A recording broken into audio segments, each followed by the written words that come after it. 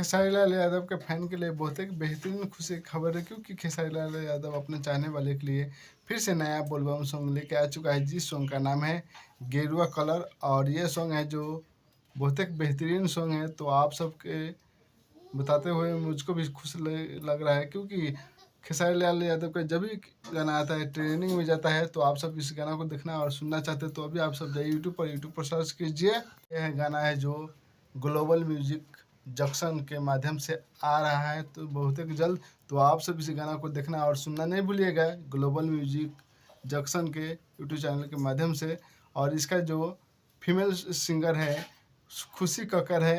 इस गाना का जो नाम है गेरुआ कलर, और ये गाना है हिट मॉडल है ज्योतिष दास है, और इसका जो राइटर है इस गाना का कृष्णा विदर्ती है, और म्यूजिक डायरेक्टर है विकास यादव, और इसका जो फीमेल सिंगर है खुशी कक्कर है। तो आप सब इस गाना को नहीं भूलिएगा देखना और सुनना, गेरुआ कलर का खेसारी लाल यादव के गाना के। और आप सब भोजपुरी के नए नए अपडेट लेना चाहते हैं सबसे पहले, तो आप सब इस चैनल को सब्सक्राइब करके रखिए। हमेशा सबसे पहले आप सबके लिए मैं भोजपुरी के नए नए अपडेट लेके आता रहता हूँ, तो आप सब इस चैनल को सब्सक्राइब करके रखिए।